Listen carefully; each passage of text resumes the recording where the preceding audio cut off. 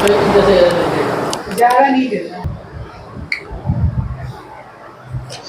Student, welcome you all. आज हम लोग एक नया सीरीज शुरू करने वाले हैं जिसका नाम है sequence and series.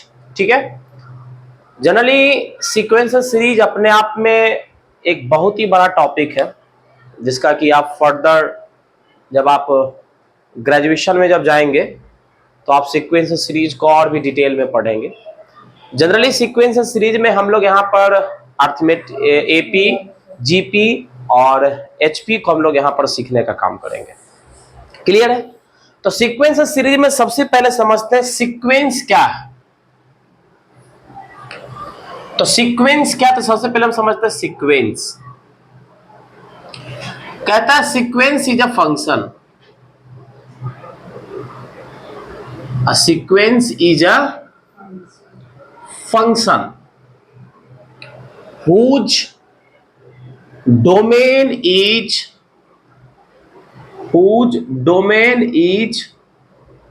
set of natural number and range is set of whole number. Clear है? सीक्वेंस क्या है? एक फंक्शन है जिसका domain set of natural number है और रेंज क्या है? एक रियल नंबर है। टिल नाउ अभी तक मैंने आपको फंक्शन चैप्टर नहीं पढ़ाया तो आप उससे अवेयर नहीं हो कि फंक्शन क्या होता है। तो आइए हम आपको बताते हैं। मैंने आपको ट्रिगोनोमेट्री में थोड़ा सा इंट्रोड्यूस किया था कि जो फंक्शन जो देख रहे हो ना, फंक्शन जो है ये एक मैथमेटिकल मशीन है। एक मैथमेटिकल मशीन है और इस मशीन के अंदर अगर कुछ इनपुट डालोगे तो ये आपको क्या करेगा? कुछ आउटपुट देने का काम करता है। क्लियर है? और एक इनपुट के लिए एक ही आउटपुट देता। आप लोगों ने भी अपने सराउंडिंग में बहुत सारे मशीनें को देखा होगा। जैसे एग्जांपल के तौर पर लेते हैं, आप अपने किचन में ही जाओ, किचन में देखो तो किचन में जैसे आपका जूस बनाने का जो मिक्सचर है, उस मिक्सचर में अगर आप बनाना शेक बनाने का इंग्रेडिएंट आप डाले हैं तो आपको बनाना शेक ही मिलेगा, उसके साथ साथ आपको अनार का जूस नहीं मिलेगा, आपको बनाना शेक ही मिलेगा। समझ रहे? समझ रहे हो? तो इससे इसका मतलब ये हुआ कि एक इनपुट डाला तो आपको क्या मिला? एक ही आउटपुट मिला। तो फंक्शन वही होता है कि लेकिन यहां पर हम कैसा फंक्शन पढ़ रहे हैं? यहां पर वो मिक्सचर वाला फंक्शन है, यहां पर वो मैथमेटिकल मशीन है। मैथमेटिकल मशीन कैसे हुआ? जैसे हमने कह दिया कि चलो an इजकल टू हम दे दिए मशीन हमारा 3n+1 है। अब n बराबर 1 रखते हैं, n बराबर 1 रखता था, कोई वैल्यू क्या देगा? देखो 3 × 1 + 1 दैट इज वैल्यू 4 दे दिया।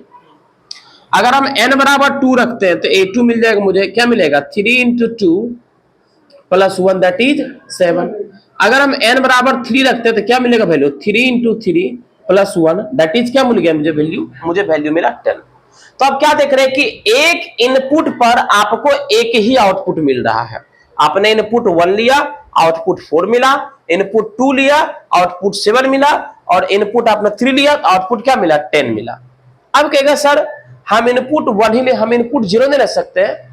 आप इनपुट कुछ भी ले सकते हैं, लेकिन सीक्वेंस ने अपने इनपुट के लिए रिस्ट्रिक्शन लगा रखा है कि आपको इनपुट में नेचुरल नंबर को ही लेना है, और नेचुरल नंबर चूंकि 1 से शुरू होता है इसीलिए हम लोग 1 से लेना शुरू करते हैं। क्लियर है? और दूसरी बात है कि मिलने का तो आपको कुछ भी मिल सकता है, तो इसीलिए आउटपुट हमारा क्या होगा? आउटपुट हमारा रियल नंबर होगा। अब जैसे हमने बताया, अब यहां डेफिनेशन पर गौर करते हैं। डेफिनेशन बोला क्या? Sequence is a function. अब सीक्वेंस एक फंक्शन है। फंक्शन जैसे ही बोले कि मतलब सीक्वेंस क्या होगा? सीक्वेंस कुछ इसी प्रकार का एक्सप्रेशन होगा, है ना? और इस एक्सप्रेशन में अगर वेरिएबल का वैल्यू रखेंगे तो उसके कॉरस्पॉन्डिंग हमें कुछ ना कुछ वैल्यू मिलेगा। मतलब जो वेरिएबल का वैल्यू रखेंगे उस फंक्शन में, अगर उस वैल्यू को फंक्शन एक्सेप्ट करता है, एक्सेप्ट हम कहेंगे सर हमको पता कैसे लगेगा कोई वैल्यू को फंक्शन एक्सेप्ट कर रहा है? जैसे 1 रखा तो कुछ आउटपुट मिला ना। अगर आउटपुट मिल रहा है मतलब वो वैल्यू एक्सेप्ट हो रही है, तभी आउटपुट मिल रही है। अगर वैल्यू एक्सेप्ट नहीं होगा तो आउटपुट आपको नहीं मिलेगा। क्लियर है इसमें? इसका मतलब है कि जो set of all acceptable value जो होता है उसी को हम लोग क्या कहते हैं, डोमेन कहते हैं, या सेट ऑफ ऑल इनपुट वो क्या कहलाता है, डोमेन कहलाता है। और set of all obtained values है ना, वो क्या कहलाता है, या सेट ऑफ ऑल आउटपुट वो क्या कहलाता है, फंक्शन का रेंज कहलाता है।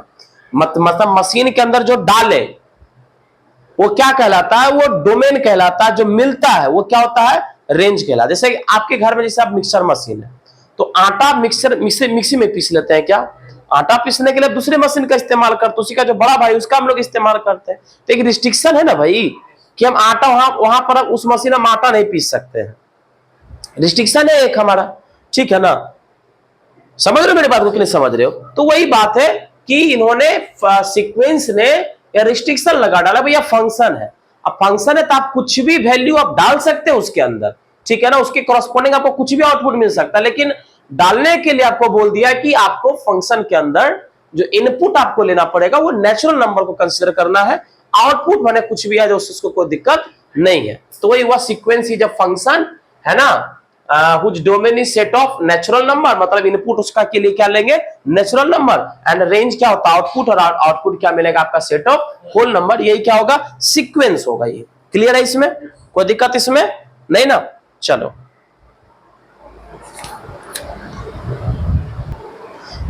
अब देखो हमारे पास में अभी हमने एन इस तरीके से एक सीक्वेंस को लिया। देखो सीक्वेंस का हम लोग इस ब्रैकेट में, करली ब्रैकेट में भी हम लोग रखते हैं।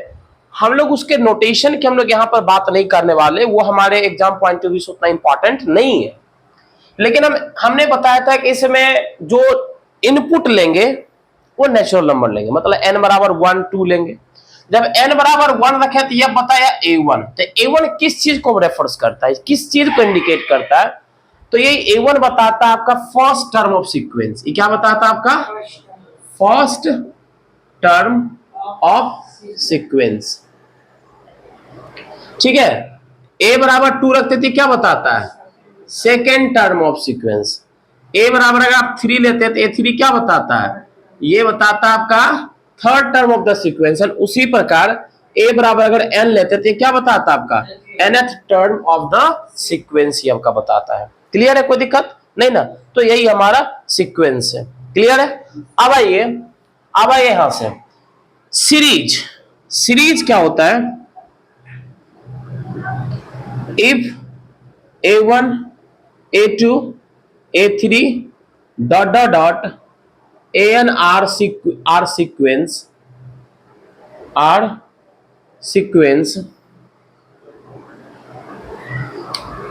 then the expression a1 plus a2 plus a3 plus a4 dot dot plus an called series.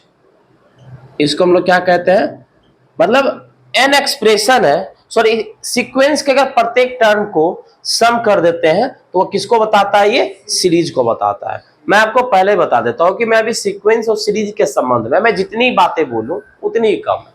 दरअसल हम लोग एग्जामिनेशन का प्रिपरेशन कर रहे हैं, जिसे अलग अलग बुक्स को जाइएगा तो लोग अलग अलग वे में आपको सीक्वेंस को, सीरीज को वो डिस्क्राइब करता है, ठीक है। लेकिन दरअसल सीक्वेंस और सीरीज के ऊपर डायरेक्टली हमारे पास में प्रश्न नहीं आते हैं, समझ में आया। लेकिन चूंकि हम सीक्वेंस और सीरीज चैप्टर्स को पढ़ रहे हैं, इसके लिए हमें सीक्वेंस और सीरीज को समझना जरूरी है कि क्या सीक्वेंस होता है, क्या सीरीज होता है, समझे। तो दरअसल हम लोग वही काम को करेंगे जो हमारे जेई के पॉइंट ऑफ व्यू से इंपॉर्टेंट है। जो जेई के पॉइंट ऑफ व्यू से इंपॉर्टेंट नहीं है उन सारे चीजों को हम लोग इस लेक्चर में नहीं देखेंगे। क्लियर है? आगे हम लोग बढ़ते हैं, आगे बढ़े।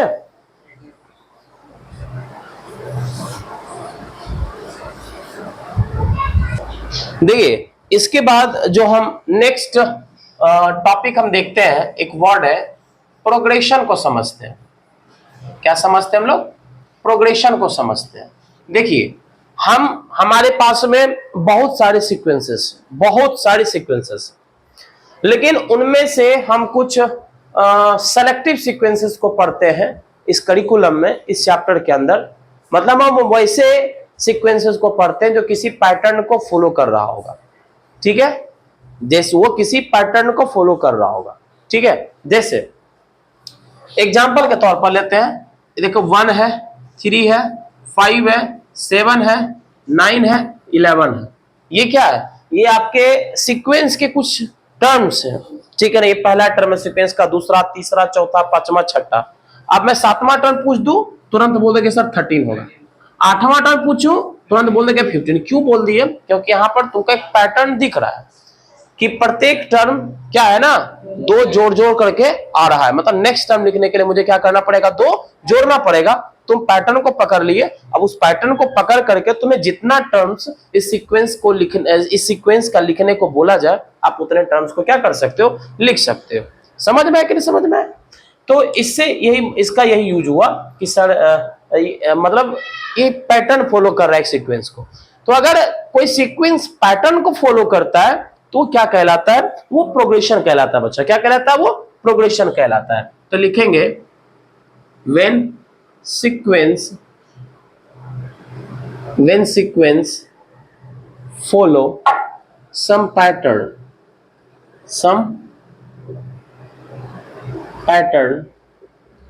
इसी को हम लोग क्या कहते हैं? Called progression. इसी को हम लोग क्या कहते हैं? प्रोग्रेशन कहते हैं। अगर सीक्वेंस कोई पैटर्न को फॉलो करता है तो उसको हम लोग क्या कहते हैं? प्रोग्रेशन कहते हैं। अब हमारे तो वो उस प्रोग्रेशन में नहीं आएगा, वो सीक्वेंस होगा जिसको कि हम लोग आगे जाके पढ़ेंगे। Converging sequence, diverging sequence, oscillatory sequence, these all the topics comes under the UG courses. Okay, उन सारे चीजों का हम लोग यहाँ पर डिस्कशन नहीं करते। यहाँ पर जो मेरे काम की चीजें उसी को हम लोग देखते हैं। अब देखिए, देखो प्रोग्रेशन बहुत तरह का होता है। पहला होता है आपका अर्थमेटिक प्रोग्रेशन। क्या होता है आपका? अर्थमेटिक प्रोग्रेशन, जिसको शॉर्ट में हम लोग एपी कहते हैं, ठीक है ना। दूसरा होता है हमारा ज्योमेट्रिक प्रोग्रेशन, ज्योमेट्रिक प्रोग्रेशन, जिसको हम शॉर्ट में क्या कहते हैं? जीपी कहते हैं। और तीसरा जो होता है हमारा, वो होता है हमारा हार्मोनिक प्रोग्रेशन, हार्मोनिक प्रोग्रेशन, जिसको हम लोग एचपी कहते हैं। और भी होता है, ये होता है आपका रिकर्सिव, एनसीईआरटी में इसका जिक्र मिलेगा तुम्हें, रिकर्सिव प्रोग्रेशन, ठीक है ना। और इसके अलावा भी एक प्रोग्रेशन जान लीजिए, है ना, फिबोनाची प्रोग्रेशन, फिबोनाची प्रोग्रेशन। लेकिन घबराना नहीं, हम अपने करिकुलम में है ना एपी, जीपी और एचपी ये 3 पढ़ने वाले हैं। अगर बोर्ड पॉइंट ऑफ व्यू से अगर कोई बच्चा है तो उसे बस एपी और जीपी पढ़ने की आवश्यकता है, एचपी पढ़ने की आवश्यकता उसे नहीं है, ठीक है।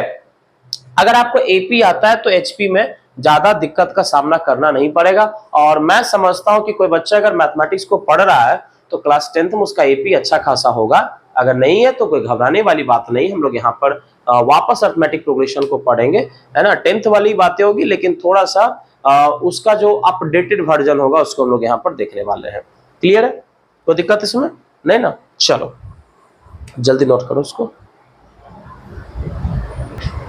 चलिए हम आगे बढ़ते हैं और हम लोग अरिथमेटिक प्रोग्रेशन को देखने का काम करते हैं कि ठीक है ना। देखते हैं कि एपी क्या होता है, अरिथमेटिक प्रोग्रेशन क्या होता है, इसको हम लोग यहां देखेंगे आज, ठीक है।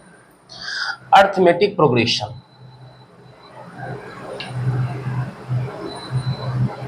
अरिथमेटिक प्रोग्रेशन, ठीक है।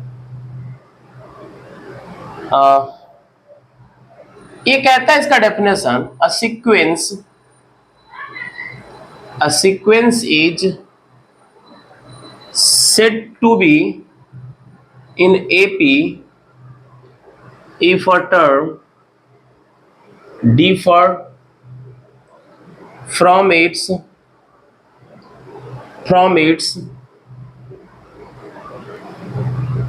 preceding term by a constant, ठीक है। हम किसी सीक्वेंस को एपी में तभी कहेंगे, एपी अर्थात अरिथमेटिक प्रोग्रेशन तभी कहेंगे, आप कोई सा भी टर्म उठाइए, ठीक है, आप कोई सा भी टर्म उठाइए और आप देखिए कि उससे पहले कोई टर्म है या नहीं है। टर्म उठाने से पहले आपको यह देखना है कि उससे पहले टर्म है या नहीं है। अगर कोई टर्म को उठा करके उसमें अगर उसके पहले वाले टर्म को घटाइए, 2-3 टर्म के साथ ऐसा करिए, अगर आपको हर वक्त डिफरेंस अगर आपको सेम मिलता है तो समझ जाइए कोई एपी में है, अगर डिफरेंस सेम नहीं मिलता तो समझिए कोई एपी में नहीं है।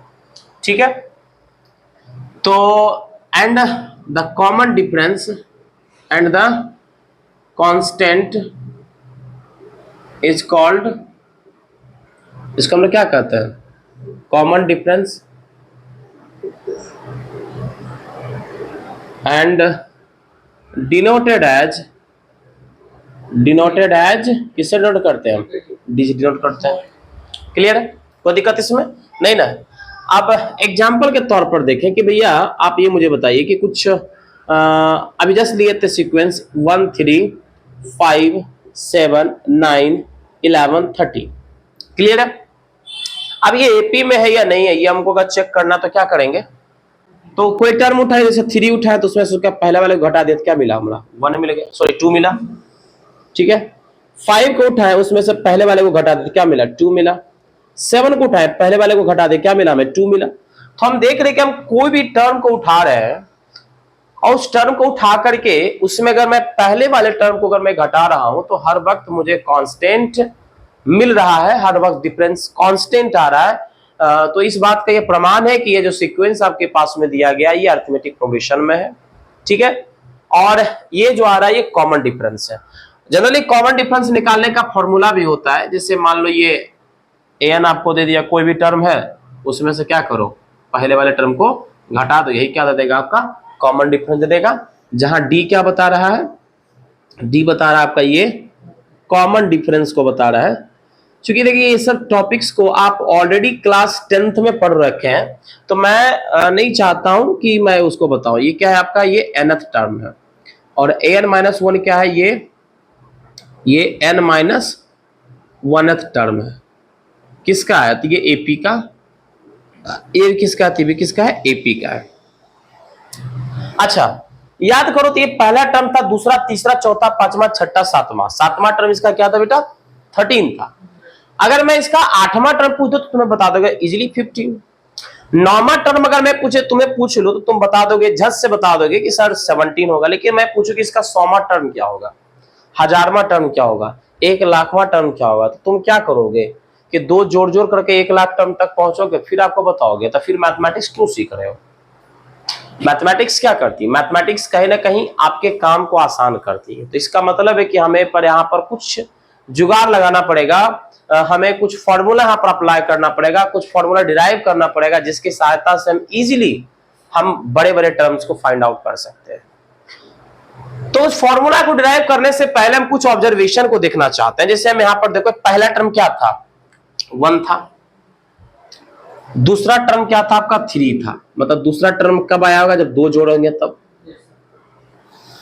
दूसरा टर्म आया। एक बार और दो जोड़ दिया तो क्या मिल गया, तीसरा टर्म। एक बार और दो जोड़ दिया तो क्या मिल गया, चौथा टर्म। एक बार और दो जोड़ दिया तो क्या मिल गया, पांचवा टर्म। एक बार और दो जोड़ दिया तो क्या मिल गया, तुम्हारा छठा टर्म मिल गया। तो एक चीज तुम नोटिस यहां कर रहे हो ना कि यहां पर 1 क्या था, फर्स्ट टर्म, 2 क्या था, कॉमन डिफरेंस। मतलब अगर फर्स्ट टर्म कॉमन डिफरेंस अगर पता था तो सेकेंड टर्म पता चल गया, सेकेंड टर्म में कॉमन डिफरेंस को जोड़े थर्ड टर्म पता चल गया, थर्ड टर्म में कॉमन डिफरेंस को जोड़े तो सेवंथ टर्म पता चल गया। इसका मतलब क्या है कि जो पूरी एपी की जो बंबू है, सॉरी पूरी एपी का जो तंबू है 2 बंबू पे टिका हुआ है। पूरे अरिथमेटिक प्रोग्रेशन का तंबू 2 बंबू पे टिका हुआ है और वो 2 बंबू कौन कौन है, पहला आपका फर्स्ट टर्म, दूसरा आपका कॉमन डिफरेंस।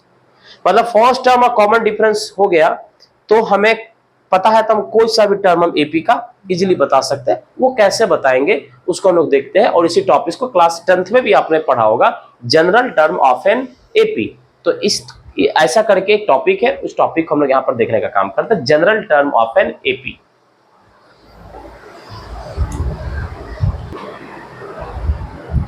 तो नेक्स्ट हमारा जो होने वाला है वो हमारा क्या है, वो हमारा है जनरल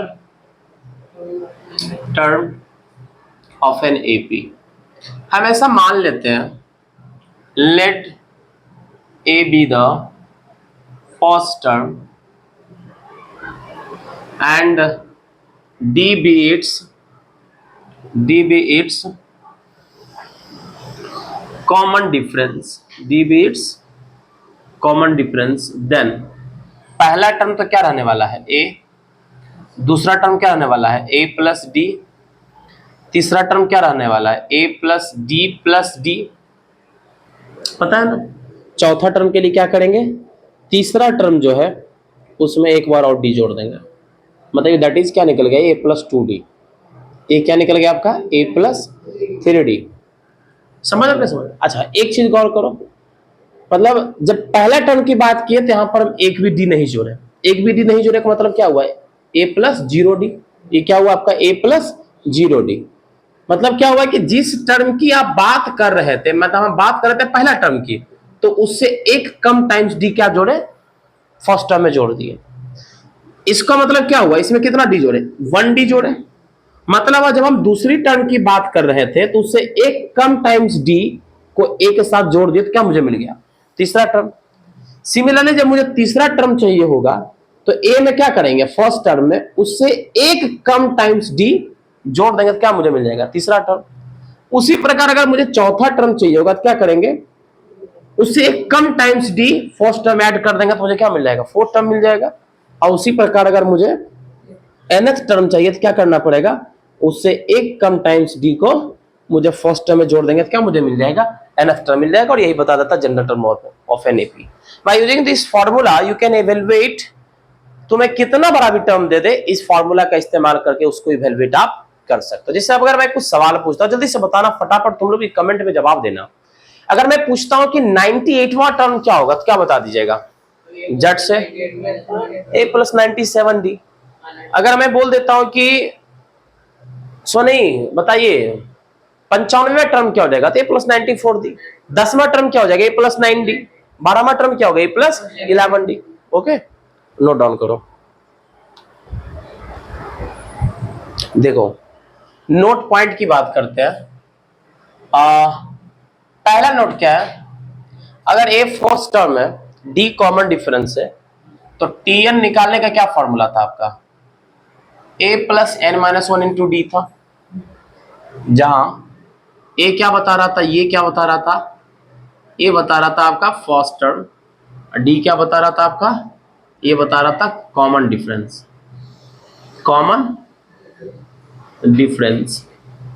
इसको ये बता रहा था। दूसरा अगर मैं तुम्हें बोलूं कि एसएन क्या होगा, तो एसएन होगा हमारा n/2 into 2a plus n minus 1 into d. S n क्या बताता है, ये बताता है आपका, है ना, sum of first n terms. क्या बताता है, sum of first n terms, इसको ये बताता है। ए तो पता है कॉमन डिफरेंस, डी बता रहा है आपका ए फर्स्ट टर्म, डी क्या बता रहा है आपका कॉमन डिफरेंस। ठीक है ना। तीसरी बात आते हैं, तीसरा प्रॉपर्टी थोड़ा खोल कर देना। तो तीसरा property,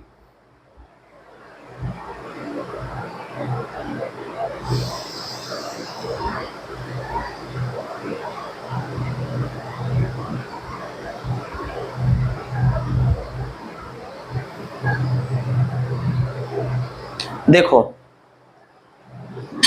if nth term of an AP, if nth term of an AP is in of the form ax plus an plus b,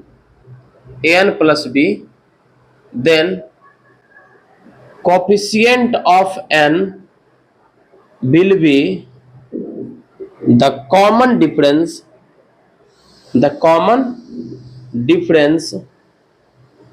of given AP, that is हमारे पास में क्या दे दिया A। मतलब अगर कोई हमारा nth टर्म समझ रहे हो ना, nth टर्म किसी AP का अगर कोई लीनियर एक्सप्रेशन है, an plus b, cn plus d, rn plus q, कुछ भी रहे, तो जो n का कॉफिशिएंट होता है वो क्या बताता है आपका, वो बताता है आपका कॉमन डिफरेंस को बताता है। तो मैं यहाँ पर इस बात को मैं प्रूफ भी मैं आपको भी कर दे रहा हूं। ठीक है, राइट, निकली इसको, ठीक है। तो मैं इसको प्रूफ भी देखो मैं कर दे रहा हूं, देख लो अभी तुरंत तुम्हारे सामने कैसे प्रूफ करने वाला हूं। मेरे पास यहां दे रखा है कि an is equal to an plus b, थोड़ी ये था an प्लस बी। तो d निकालने के लिए क्या करो, उससे पहले वाले टर्म निकालिए। तो आपको पता है जब nth टर्म आपको n प्लस बी दे रखा है तो n का जो वैल्यू रखेंगे सीक्वेंस का वही टर्म आ जाएगा। तो हमको इस सीक्वेंस का इससे पहले वाले टर्म चाहिए, तो पहले वाले टर्म को निकालने के लिए हम लोग क्या करेंगे, n को n-1 से रिप्लेस करेंगे। तो an-1 निकालिए तो क्या निकल जाएगा, a times of n-1 plus b, that is क्या निकल जाएगा, an minus a plus b. अब d का क्या फॉर्मूला होता है, तो an माइनस an-1, तो an क्या था हमारा, ये था हमारा an प्लस बी, an-1 क्या आता है, an minus a plus b. Solve कर लो, देखो an plus b minus an plus a minus का b, b से b कट गया, an से n कट गया, वैल्यू क्या बचा आपका, a बच गया। हालांकि एक क्वेश्चन भी था 10th क्लास में, ये क्वेश्चन था, आपको अगर याद आ रहा हो तो थोड़ा सा आप याद करने का प्रयास करिएगा। आर सवाल वगैरह बुक में आपको ये क्वेश्चन देखने को मिलेगा, ये क्वेश्चन है, लेकिन आप इसका हम इस्तेमाल एक रिजल्ट के तौर पर करेंगे। इसलिए इस बात को याद रखिएगा कि अगर किसी भी एपी का nth टर्म अगर कोई एक लीनियर एक्सप्रेशन है, क्या है, एक लीनियर एक्सप्रेशन है, तो n का जो कोफिशिएंट होगा वही उसका क्या होगा, कॉमन डिफरेंस होगा। इसको जल्दी से नोट करिए।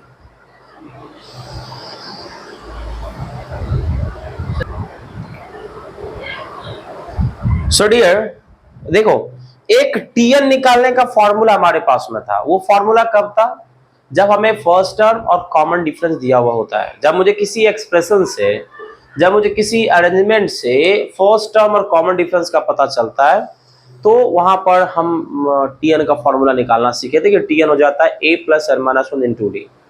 समटाइम्स आपको सम ऑफ n टर्म्स दे देगा, उसके बाद भी आप tn निकाल सकते हैं। अब जैसे कैसे निकालेंगे, तो tn निकालने को उसने फॉर्मूला बताया कि आप सम ऑफ n टर्म्स में से सम ऑफ n-1 टर्म को घटा दीजिए। जैसे मैं बता रहा हूं, तो आपको लास्ट टर्म मिलेगा। tn का मतलब क्या होता है, लास्ट टर्म n होता है ना। अब इसे देखिए, मान लिया आपके पास में 10 टर्म का सम दे दिया, ठीक, 10 टर्म का सम दे दिया 50 और 9 टर्म का सम 48 है, तो लास्ट टर्म क्या होगा, तो लास्ट टर्म मतलब 10 टर्म के सम में से अगर 9 टर्म का सम घटाते हैं तो क्या मिलता है, अल्टीमेटली लास्ट टर्म मिलता है। या फिर अगर सोच लो कि अगर तुम्हारे पास में कोई कॉन्सेप्ट नहीं है, 10 टर्म को अगर आपको ऐड करा, तो पहले क्या करो, पहला जोड़ोगे, दूसरा, पहला दूसरा जोड़ोगे, वो जोड़ के आएगा, फिर उसको तीसरे के साथ, फिर चौथे के साथ, फिर पांचवें के साथ, फिर छठे के साथ, फिर आठवें के साथ, फिर नौवें के साथ, देन आफ्टर फिर 10वां के साथ जोड़ोगे। ये नहीं करोगे 10 टर्म का सम निकालने के, तुम सोचोगे 10 टर्म में से, 10 टर्म के सम में से अगर 9 टर्म का सम घटा देते हो तो कौन सा बच जाएगा, जो लास्ट वाला जो ऐड होगा टर्म, जो लास्ट टर्म, जो कि 9वें टर्म में से लास्ट टर्म जो ऐड होगा, जो 10वां बनेगा, वही टर्म आपका केवल बचेगा। तो वही इसको लिख रखा है, ठीक है। अब उसी से जुलता मिलता जुलता एक प्रॉपर्टी तो बता दिया कि मान लो अगर sum of first n terms किसी एपी का है, कुछ इस फॉर्म का है, an² प्लस bn के फॉर्म का है, किस फॉर्म का है, an² प्लस bn के फॉर्म का है, तो मतलब एक क्वाड्रेटिक एक्सप्रेशन है। तो इस केस में जो कॉमन डिफरेंस होगा n² के कोफिशिएंट का दुगना। हालांकि आपको आप पढ़ते होंगे कि if Sn is equal to 3n² plus 5n then find what, then find common difference. तो कॉमन डिफरेंस क्या होगा, 6 होगा। 10th क्लास में ये क्वेश्चन हमारे पास में आता था, राइट नाउ। अब ये क्या आ रहा है, इस क्वेश्चन का बतौर रिजल्ट हम लोग आगे इस्तेमाल करने वाले हैं। अच्छा, रिजल्ट यहाँ से क्या निकल के आया था, एपी में रिजल्ट को याद रखना बहुत इंपॉर्टेंट होता है, हालांकि कहीं ना कहीं आपके ऑब्जेक्टिव क्वेश्चंस को करने में जब 10th क्लास में होते हैं तो रिजल्ट्स आपके फायदेमंद होते हैं, लेकिन हम तो 10th क्लास में रहे नहीं, तो खैर इसका आगे भविष्य में इस्तेमाल पड़ेगा, इसलिए याद रखिएगा इस चीज को। ये मैं एक बार फिर से रिपीट कर रहा हूँ, इसे सम ऑफ n टर्म्स, किसी भी एपी के n टर्म्स का सम अगर इस फॉर्म में है an² प्लस bn के फॉर्म का, मतलब कोई क्वाड्रेटिक फॉर्म में हो, तो क्वाड्रेटिक फॉर्म में अगर हमारे पास में दिया हुआ है तो n² का जो कोफिशिएंट होगा, क्या होगा, n² का जो कोफिशिएंट होगा वही, उसका दुगना जो होगा वही क्या होगा, उसका कॉमन डिफरेंस होगा। अच्छा, इस बात को मैं यहाँ प्रूफ कर दे रहा हूँ। जैसे हमारे पास में Sn क्या दे रखा है, इसका इस स्टेटमेंट का मैं अगर प्रूफ देखूँ तो Sn हमारे पास में दे रखा है भैया कि ये जो है ना, ये हमारा है, ये an² प्लस bn है, ठीक है। तो सबसे पहले तो कॉमन डिफरेंस निकालने का फॉर्मूला क्या होता है? कॉमन डिफरेंस निकालने का फॉर्मूला होता है Tn माइनस Tn माइनस 1, मतलब nth टर्म में से n माइनस 1th टर्म को घटा दो तो d मिलेगा। अच्छा, हमें दिया क्या गया है? Sn। तो अगर Tn तो यहां से निकाला जा सकता है बाय यूजिंग दिस फॉर्मूला, निकाला जा सकता है। अच्छा, तो Sn तो दिया, हमको क्या चाहिए? Sn minus 1। तो Sn माइनस 1 के लिए क्या करना पड़ेगा? n को n माइनस 1 से रिप्लेस करना पड़ेगा। तो ये हो जाएगा आपका a इंटू n माइनस 1 का whole square plus b into n minus 1। ये क्या निकल जाएगा? a into n square plus 1 minus 2n plus bn minus का b। यहाँ से क्या निकल जाएगा? an square plus a minus 2an plus bn minus का b। क्लियर है? ये हमारा आ गया Sn माइनस 1। नाउ अब हमें Tn निकालें, तो Tn क्या निकल जाएगा? Sn minus Sn minus 1। Sn क्या था हमारे पास में? an square plus bn minus Sn minus 1 क्या था आपका? an square plus a minus 2an plus bn minus b। बाहर निकालो, an square plus bn minus, एक सेकेंड, a यहां से an स्क्वायर प्लस यहाँ, ठीक है, ठीक है, an square plus bn minus an square minus a plus 2an, ठीक है ना, प्लस 2an है ना, और माइनस bn प्लस का b। क्लियर है? तो यहां से देखो क्या निकल जाएगा? an स्क्वायर से an स्क्वायर चला जाएगा, bn से bn चला जाएगा, तो मुझे Tn क्या बचा? Tn तो n के टर्म्स में आएगा, तो Tn बचा 2an minus a plus b। Tn मुझे क्या मिला? Tn मुझे मिला, लिख देता हूं मैं, Tn मुझे मिला, ये मुझे मिला 2an minus a plus b। अब Tn मुझे मिल गया, तो d निकालने के लिए मुझे किसकी जरूरत है? Tn माइनस 1 को। तो n को किससे रिप्लेस करेंगे? n माइनस 1 से। तो Tn माइनस 1 क्या निकल जाएगा? तो 2a into n minus 1 minus a plus b। यहाँ से क्या देखो निकल जाएगा? 2an minus 2a minus a plus का b। क्लियर? ये क्या निकल गया? पर Tn माइनस 1 आ गया। आप फॉर्मूला हम रख दो, तो Tn हमारे पास में क्या था? ये था हमारा 2an minus a plus b। Tn minus 1 क्या था हमारा? ये था हमारा 2an minus 2a minus a, तो इधर लिख दो minus 3a, minus 3a plus का b। क्लियर है? अब चलो सोल्व उसको करो, तो क्या निकल जाएगा? देखो ये 2an minus a plus b minus 2an plus 3a minus b। देखो b से b चला गया, 2an से 2an चला गया, माइनस से प्लस 3a, क्या बचा आपका? 2a। आया कि नहीं आया? अगर Sn, अगर आपका an स्क्वायर प्लस bn है, तो कॉमन डिफरेंस क्या निकल गया? 2 टाइम्स ऑफ a क्या था? तो कोफिशिएंट ऑफ n स्क्वायर था। तो इसका मैंने प्रूफ कर दिया कि अगर sum of first n terms of N AP, अगर हमारा कोई क्वाड्रेटिक एक्सप्रेशन है, तो उसका जो कॉमन डिफरेंस होगा वो क्या हो जाएगा? आपका n स्क्वायर के कोफिशिएंट का दुगना होगा। कोई दिक्कत इसमें नहीं है? पकड़ में आई बात? इतना बात तो पकड़ में आ गई? आई पकड़ में ना आप लोग को भी? चलिए ठीक है, इसको लिखिए जल्दी से।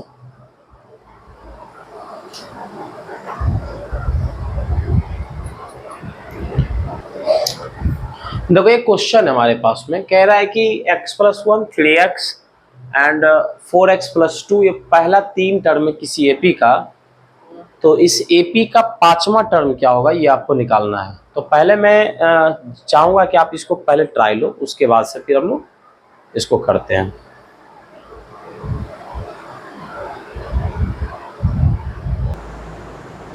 आइए सर देखते हैं इसका हम लोग सॉल्यूशन। सबसे पहले बोला कि ये 3 टर्म एपी में है, मतलब x plus 1 3x 4x plus 2 किस में बेटा? ये एपी में है।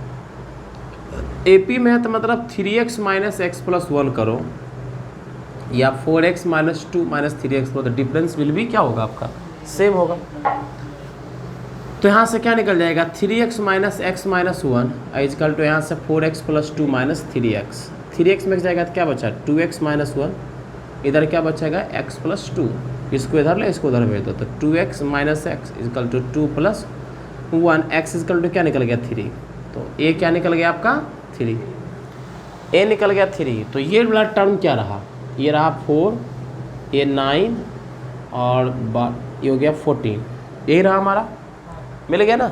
हियर फर्स्ट टर्म क्या मिल गया आपका, ए बराबर मिल गया 4, डी बराबर क्या मिल गया आपका 5, तो T5 मतलब क्या हुआ a प्लस 4D, तो ये है आपका 4 प्लस 4 इंटू 5, दैट इज कितना निकल जाएगा आपका 24, यही आंसर हो गया। कोई दिक्कत नहीं, ये बहुत आसान क्वेश्चन था, ठीक है। लिखो जल्दी से।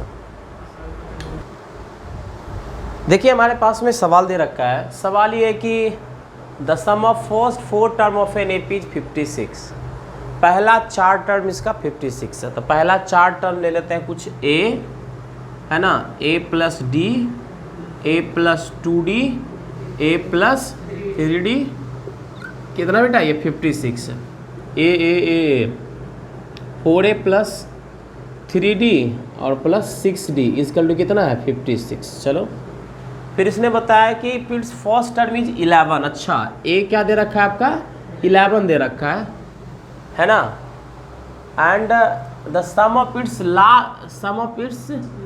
4 last term, sum of its 4 last term is 112, find the number of term in the AP। अच्छा a बराबर 11 है, तो यहाँ रख करके d निकाल लो, तो यहाँ देखो 4 into 11 plus 6D is equal to 56, मतलब 6D इजकल टू कितना निकल जाएगा 56 माइनस 44, 6 में 4 गया 2, 5 में गया 12, D is equal to 12, 6D, D is equal to क्या निकल गया आपका 2। अब लास्ट 4 टर्म बोला है, तो जब तक यह हमको पता ना चले कि इसमें कितने, इस AP में कितने टर्म हैं, तब तक हम लास्ट टर्म नहीं बता सकते लास्ट 4 टर्म का सब। तो मान लेते हैं let the number of terms be n, let the number of terms be n, तो सबसे लास्ट टर्म क्या रहा होगा a plus n minus 1 into d, उसके पहले a plus n minus 2 into d, उससे पहले a plus n minus 3 into d, हो गया ना 1 2 3, और उसके बाद फिर a plus n minus 4 into D, कितना दे रखा 112 दे रखा है, क्लियर है। a पता d पता, अब n नहीं निकल जाएगा, देखो a plus a plus a plus a 4a निकल गया, मतलब निकल गया कितना 44, d कॉमन निकाल लो, क्या बच जाएगा यहाँ से n minus 1 plus n minus 2 plus n minus 3 plus n minus 4 is equal to 112, उसको उधर भेज देंगे। d कितना था बेटा हमारा 2 था, 2 इंटू 1 2 3 4 n, यहाँ हो गया 4n, माइनस और माइनस 3 माइनस 6 माइनस 10 इसका 112 माइनस 44, 12 में 4 के बाद बचेगा 8, 10 में 4 के बचेगा 68, तो 4n माइनस 10 कितना निकल जाएगा माइनस 10 निकल जाएगा 68/2, तो काटो 2 से, 3 2 4 2 34, 4n कितना निकल जाएगा तुम्हारा 34 जोड़ 10, तो 4n कितना निकल गया तुम्हारा 44, तो n कितना निकल जाएगा 44/4, कट के कितना निकल गया 11, मतलब उस AP में कितने टर्म्स थे 11 टर्म थे, ठीक है ना। जिसका पहला 4 टर्म का सम कितना है 56 है, फर्स्ट टर्म कितना है 11 है, और लास्ट से 4 टर्म का सम कितना है 112, क्लियर है। तो ये क्वेश्चन था हमारा, जल्दी इसको नोट कर लीजिए।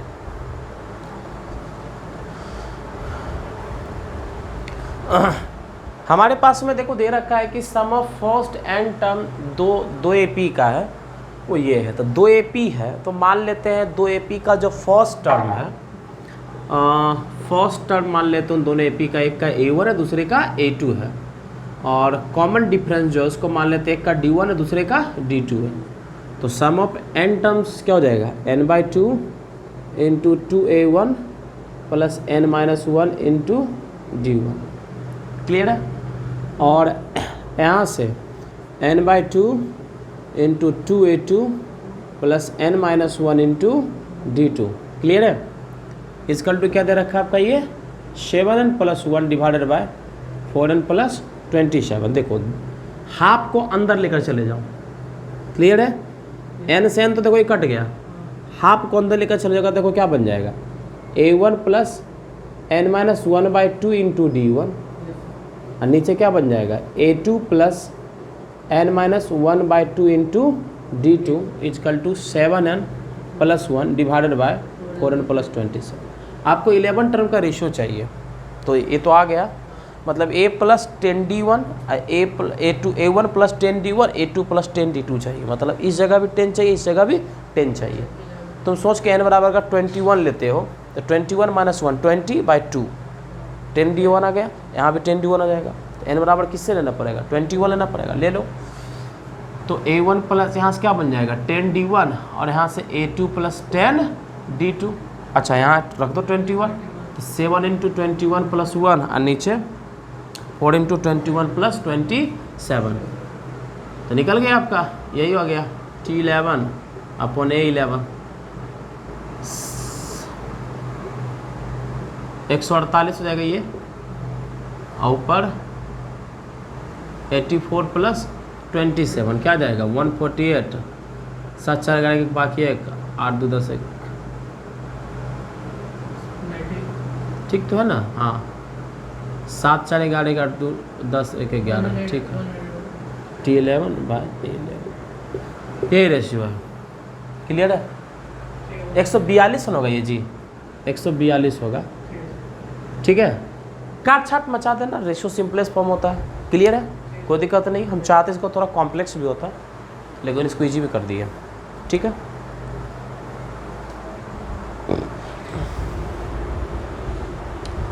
तो ये रहा देखिए हमारा फर्स्ट क्लास था। नेक्स्ट क्लास में हम लोग आप पढ़ेंगे प्रॉपर्टीज ऑफ अर्थमेटिक प्रोग्रेशन। तो सबसे पहले आप इतने जो भी लेक्चर्स देखे इसको प्रॉपरली बैठ करके नोट्स बनाइए, और नोट्स को बार बार बच्चे रिवीजन करिए, ठीक है ना।